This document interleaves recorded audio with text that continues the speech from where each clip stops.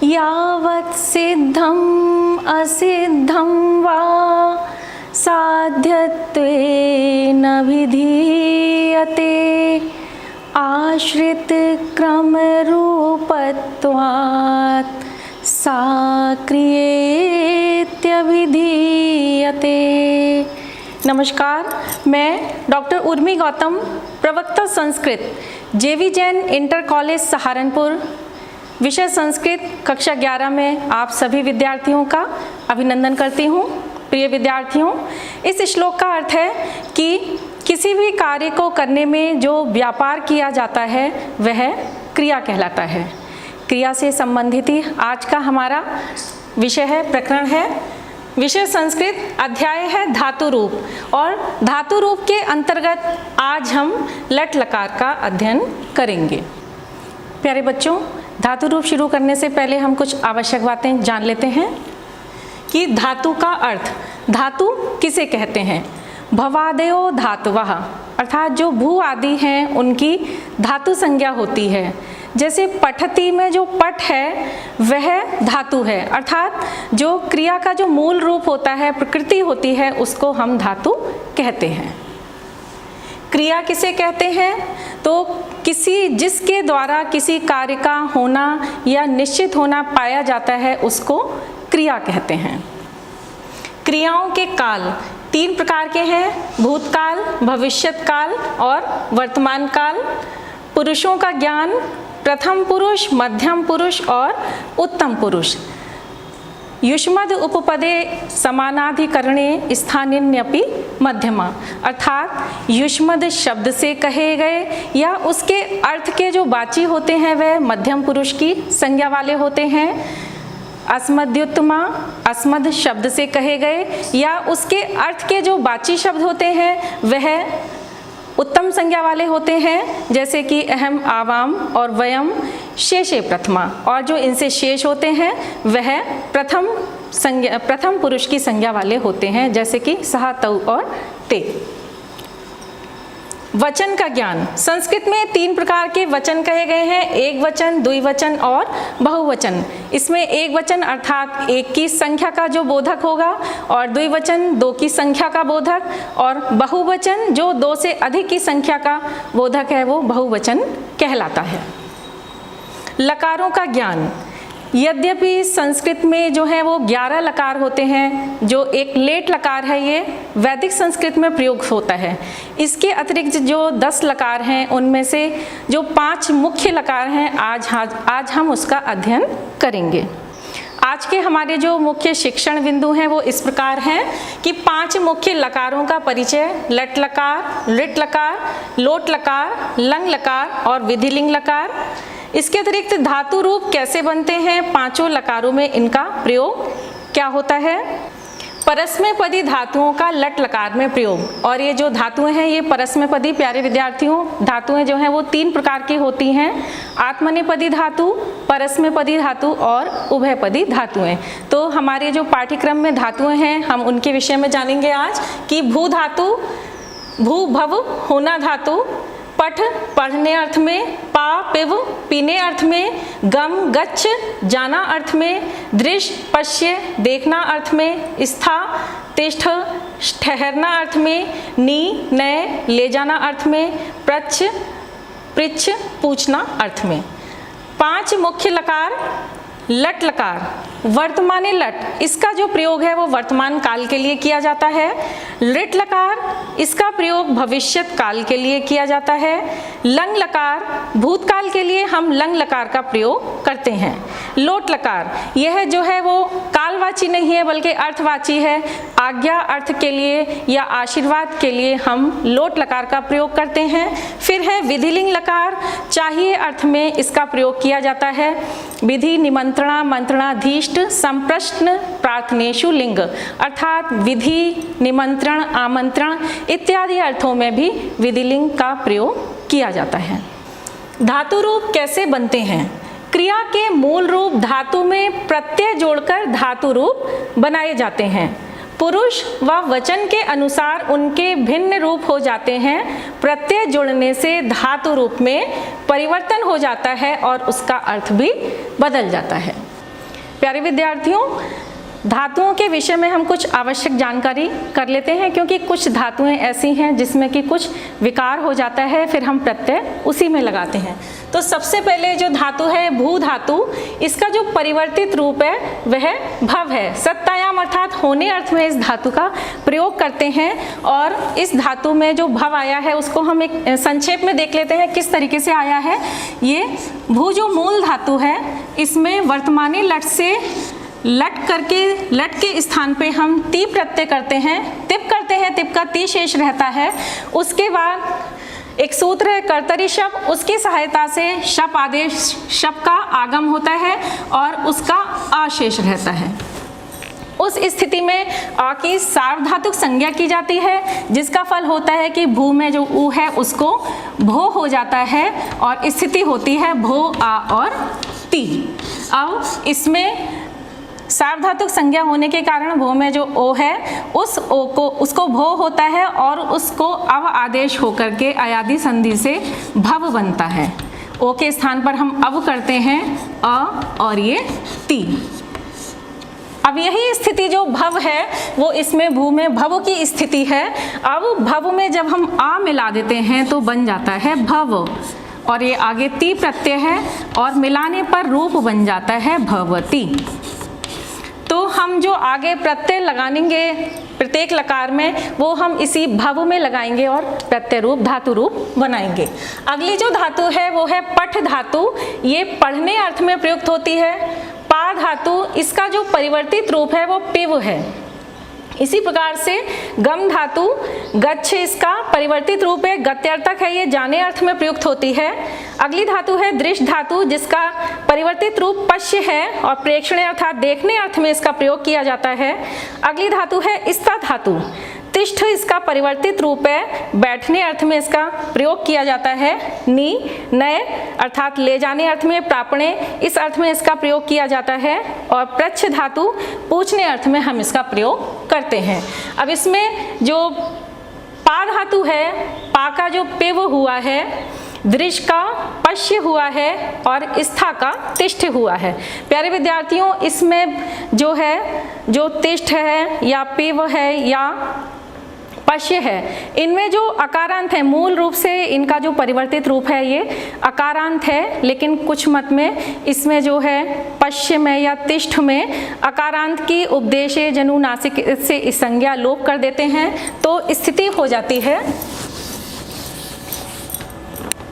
जैसे पा धातु है, इसमें हम इसको पिव में परिवर्तन हो जाता है इसमें, तो इसको हम उपदेशे जनुनासिक इससे इस संज्ञा लोप करते हैं। वैसे इसका जो मूल रूप है वो पिव है, और जब हम इस संज्ञा लोप करते हैं तो पिव हो जाता है और शप का जो आ है और आगे ती, फिर आ को इसमें मिला देते हैं तो पिव बन जाता है और इसमें ती प्रत्यय लगा करके ये पिवती रूप बन जाता है। और एक जो दूसरा वैयाकरणों का दूसरा मत है उसके अनुसार पिव में वो जो है अकारांत रहने देते हैं, पिव इसमें आ रहता है, साथ में शप का अ है और ती प्रत्यय है।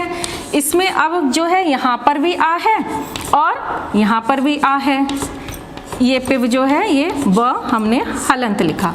अब इस स्थिति में दोनों आ की स्थिति में एक सूत्र है अतोगुणे, वो अतोगुणे सूत्र की सहायता से ये पर रूप हो जाता है और ये पिव बन जाता है, पिव बन जाता है और ती प्रत्यय लगा करके जो रूप बनता है वो पिवती बन जाता है। तो इस प्रकार से ये जो धातुएं हैं ये अकारांत हैं मूल रूप से, लेकिन इनमें हलंत आता है। तो इस प्रकार से दो मत हैं इनमें, एक में अकारांत वाला और एक हलंत वाला।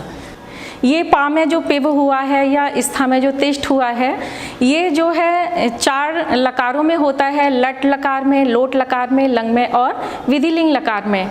इन चारों में इनका जो है प्रयोग होता है, मतलब परिवर्तन होता है। लिट लकार में इनका परिवर्तन नहीं होता, ये अपने मूल रूप में ही धातुओं का प्रयोग किया जाता है।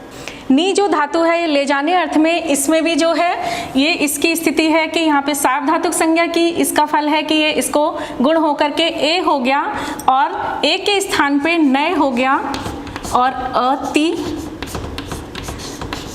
फिर न में या में अ मिलकर के नया हो गया और ती। अब हम जो रूप सीखेंगे आगे, जो हम प्रत्यय लगाएंगे वो नए में लगाएंगे, जैसे कि नयति रूप बनता है। तो लट लकार के जो प्रत्यय हैं वो इस प्रकार से हैं: ति, तह, अंति, सी, थह, थ, आमी, आवह और आमह। प्रथम पुरुष में ति, तह, अंति, मध्यम पुरुष में सी, थह, थ, उत्तम पुरुष में आमी, आवह और आमह। अब हम इन्हें धातुओं में लगाना सीखते हैं। सबसे पहले भू धातु, जिसका परिवर्तित रूप भव है। तो भव में ये हलंत है, लेकिन हमने जब अ लगाया था तो भव बन गया था। हम प्रत्यय भव में लगाएंगे, और इसमें जब हम ती प्रत्यय लगाते हैं तो रूप बन जाता है भवती। द्विवचन में भव हम लिखेंगे, तह प्रत्यय लगाएंगे तो रूप बन जाएगा भवतः। और बहुवचन में जब हम भव लिखेंगे और अंति प्रत्यय लगाएंगे तो रूप बन जाता है इसको भवंती। इसी प्रकार से देखिए, धातु हम पहले लिखेंगे, भव धातु है, और इसमें हम सी प्रत्यय लगा देंगे तो रूप बन जाता है भवसी। थ प्रत्यय है द्विवचन में मध्यम पुरुष में। धातु कौन सी है? भव धातु है। इसको जब हम मिलाएंगे, मिलाकर पढ़ेंगे तो क्या बनेगा? भवथः। मध्यम पुरुष बहुवचन में धातु है भव। भव में हमने थ प्रत्यय लगाया तो मध्यम पुरुष बहुवचन में रूप बन गया भवथ। अब देखिए, उत्तम पुरुष एक वचन में आमी प्रत्यय आता है, और हमने इसमें जब भव धातु लगाई और इसको जब हम मिलाकर लिखेंगे तो भवामी रूप बन जाता है। इसी प्रकार से उत्तम पुरुष में द्विवचन में हमने भव पहले धातु लगाई, उसके बाद हमने आवह प्रत्यय इसको जोड़ने पर भवावह रूप बन जाता है।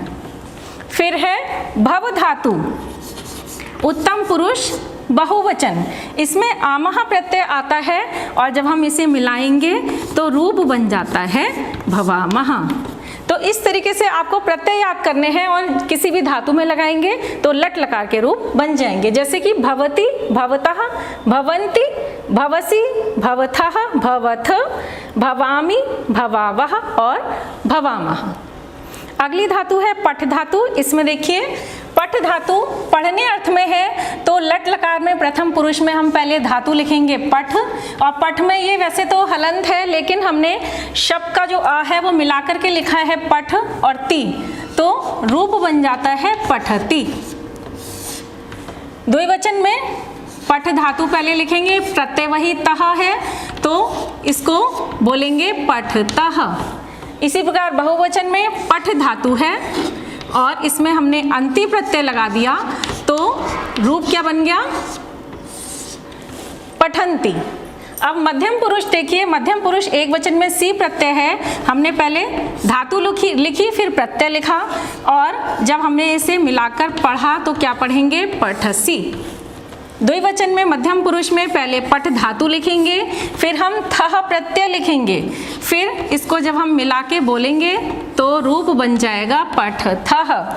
फिर बहुवचन में मध्यम पुरुष में पहले हम पठ लिखते हैं धातु, फिर हम थ प्रत्यय लिखते हैं, और जब हम इसे मिलाते हैं तो रूप बन जाता है पठथ। अब आप देखिए उत्तम पुरुष, उत्तम पुरुष में धातु वही पठ, आमी प्रत्यय, तो मिलाने पर रूप बन गया पठामी। फिर उत्तम पुरुष द्विवचन में हमने पहले धातु पठ लिखी, आवा प्रत्यय लिखा, और जब हमने इसे मिलाया तो रूप क्या बन गया? पठावह।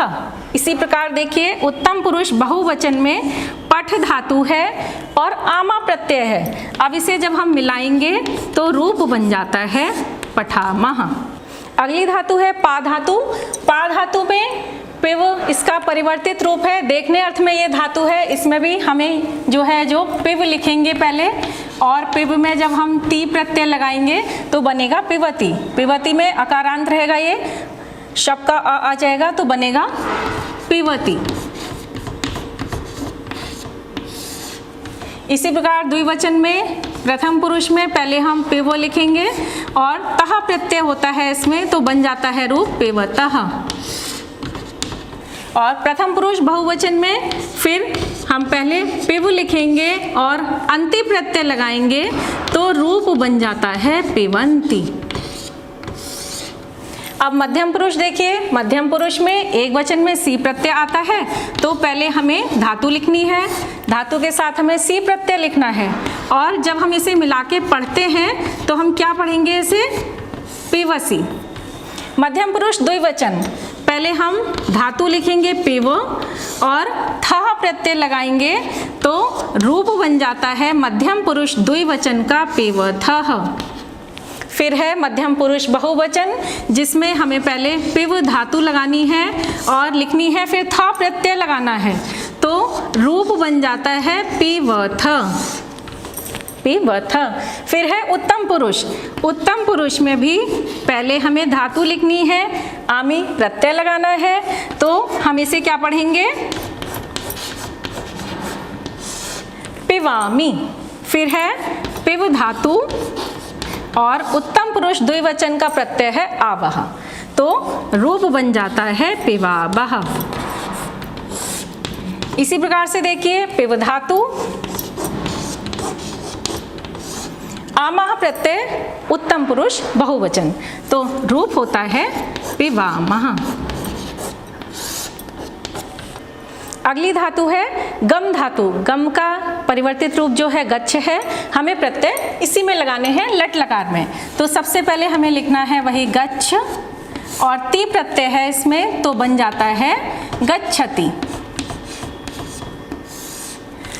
प्रथम पुरुष द्विवचन में पहले हमें वही गच्छ धातु लिखनी है, जाने अर्थ में तह प्रत्यय लगाएंगे तो रूप बन जाता है गच्छतः। और बहुवचन में अंति प्रत्यय आता है तो पहले हमने गच्छ धातु लिखी और अंति प्रत्यय लगाया तो क्या रूप बना, गच्छन्ति। अब देखिए मध्यम पुरुष, मध्यम पुरुष में गच्छ धातु गत्यर्थक है, ये सी प्रत्यय लगाएंगे एक वचन में तो रूप बन जाता है गच्छसि। मध्यम पुरुष द्विवचन थह प्रत्यय, धातु कौन सी है, गच्छ धातु, रूप बन जाता है गच्छथः।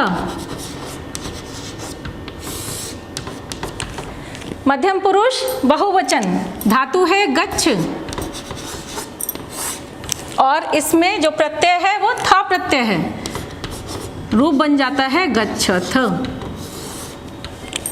अब देखिए उत्तम पुरुष एक वचन में आमी प्रत्यय है, धातु है गच्छ तो मिलाने पे बन जाता है गच्छामि। इसी प्रकार से द्विवचन में देखिए हमने पहले धातु लिखी, जो प्रत्यय होते हैं वो बाद में ही लिखे जाते हैं तो आवा प्रत्यय है। अब इसे हम मिला के पढ़ेंगे तो क्या पढ़ेंगे, गच्छावः।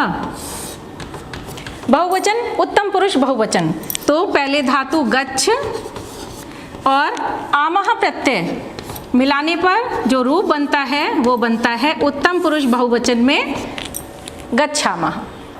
अगली धातु दृश्य है जिसका परिवर्तित रूप पश्य है तो पश्य में हम रूप लिखेंगे, पश्य लिखेंगे फिर ती प्रत्यय लिखेंगे तो बनेगा पश्यति। इसी प्रकार से पश्य ये देखना अर्थ में धातु है, जब द्विवचन में हम ता प्रत्यय लिखेंगे तो रूप बनता है पश्यतः। बहुवचन में पश्य में अंति प्रत्यय लगता है तो रूप बन जाता है पश्यन्ति। मध्यम पुरुष एक वचन में पश्य सी प्रत्यय आता है, क्या रूप बनेगा, पश्यसि। द्विवचन में पश्य में थह प्रत्यय है तो रूप बन जाएगा पश्यथः। और मध्यम पुरुष बहुवचन में पश्य में थ प्रत्यय लगेगा तो रूप बनेगा पश्यथ। इसी प्रकार देखिए उत्तम पुरुष में आमी प्रत्यय के साथ जब हम इसे लिखेंगे तो बनता है पश्यामि। द्विवचन में पश्य और आवह तो बनता है पश्यावह। उत्तम पुरुष बहुवचन पश्य और आमः प्रत्यय और रूप बन जाता है पश्यामः। अगली जो धातु है वो धातु है स्था धातु। स्था धातु का जो परिवर्तित रूप है वो तिष्ठ है, तिष्ठ हलंत। इसमें जब हम शब्द का जो आ आता है तो वो मिला देते हैं तो रूप बन जाता है इसका तिष्ठ। अब तिष्ठ में हम प्रत्यय लगाएंगे तो प्रथम पुरुष एक वचन में ती प्रत्यय है तो रूप बन जाएगा तिष्ठति। द्विवचन में जो प्रत्यय आता है वो तह प्रत्यय आता है, तो धातु है हमारी तिष्ठ, बैठने अर्थ में, तो इसको मिलाने पे रूप बन जाएगा तिष्ठतः। अब तिष्ठ धातु और बहुवचन में अंति प्रत्यय प्रथम पुरुष में, तो रूप बन जाएगा तिष्ठन्ति। मध्यम पुरुष में देखिए तिष्ठ धातु प्रत्यय आता है सी एक वचन में, तो रूप बन जाता है तिष्ठसि। द्विवचन में तिष्ठ और थः प्रत्यय, तो रूप बन जाता है तिष्ठथः।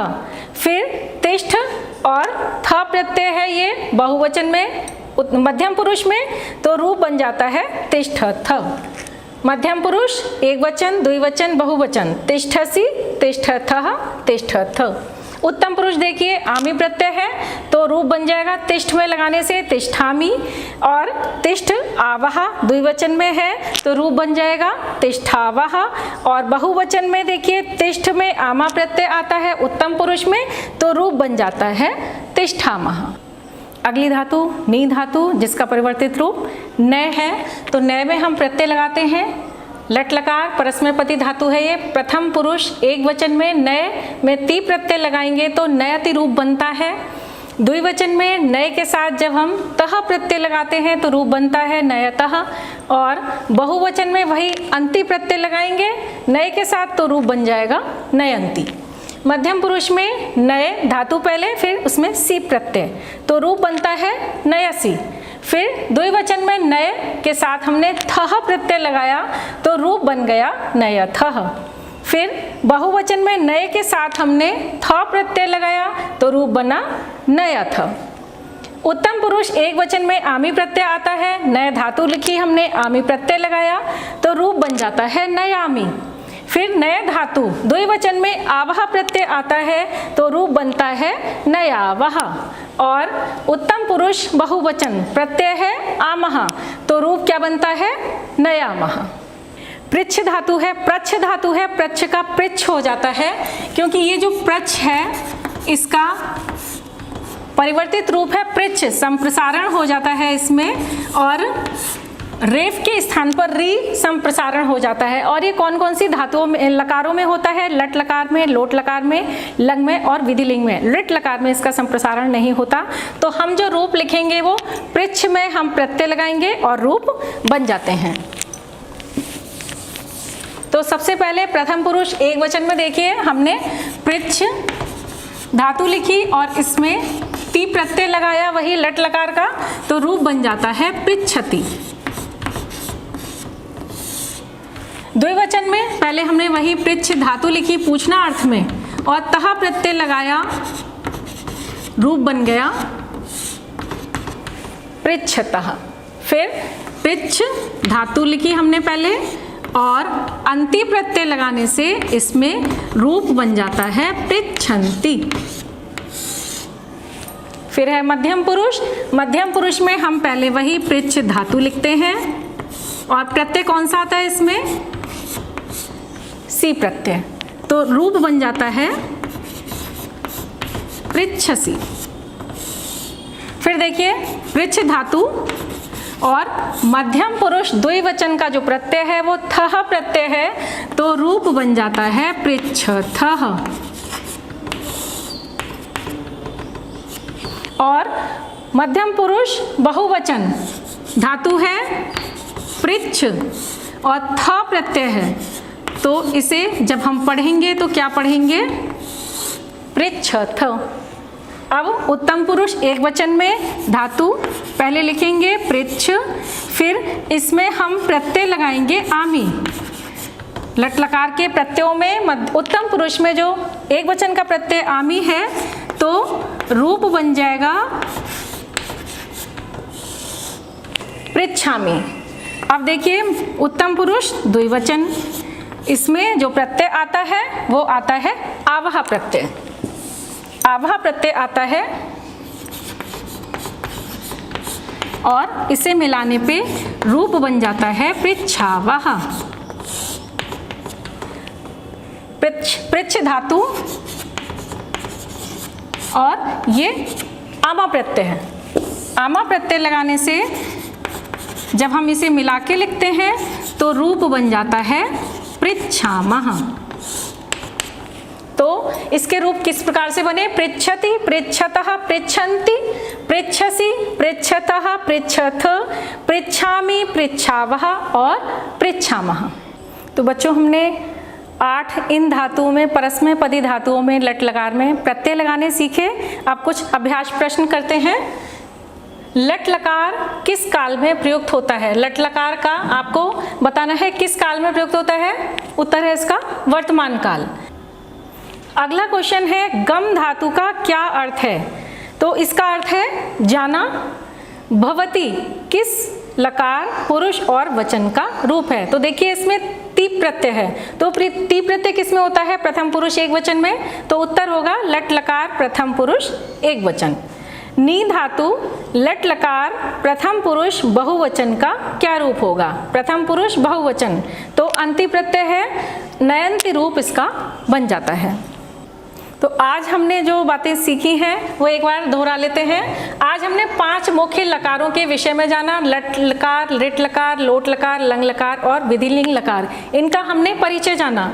क्रिया के मूल रूप धातु में प्रत्यय जोड़ने से धातु रूप बनते हैं, ये भी हमने जाना। इनके जुड़ने से अर्थ में परिवर्तन हो जाता है। लट लकार के रूप हमने निम्न धातुओं में जाने। भू, पठ, पा, गम, दृश्य, स्था, नी और प्रच्छ, इनके हमने लट लकार के रूप देखे कि इनके जो प्रत्यय थे उनको लगाने से ही जो है धातु रूप बन जाते हैं। वो प्रत्यय हैं ती, तह, अंति, सी, थह, थ, आमी, आवह और आमा। इन प्रत्ययों को ही आप याद कर लीजिए और इन्हें आप धातु में लगाइए, आपके रूप तैयार होंगे। आगामी प्रकरण जो है वो लिट लकार और लोट लकार है, तो हम इसी का अध्ययन अगले व्याख्यान में करेंगे। आप इसको पहले से पढ़िएगा। आपके लिए कुछ गृह कार्य है। प्रश्न 1 है पश्यन्ति क्रियापद का पुरुष एवं वचन बताइए। प्रश्न नंबर 2 है पठ धातु लट लकार प्रथम पुरुष बहुवचन का रूप क्या होगा? आपको सही विकल्प चुनना है। इसमें 4 विकल्प आपके लिए दिए गए हैं। पहला विकल्प है पठति, दूसरा विकल्प है पठतः और तीसरा विकल्प है पठन्ति, चौथा विकल्प है पठ। इनमें से सही विकल्प आप चुनिए। प्रश्न नंबर 2 है गच्छामि क्रियापद का पुरुष एवं वचन बताइए। इसे आप घर पे करिएगा। मुख्य बात यह है कि आप इस पे उच्चारण करिएगा, बार बार लिख करके देखिए। घर पर रहिए, सुरक्षित रहिए। जयतु संस्कृतम।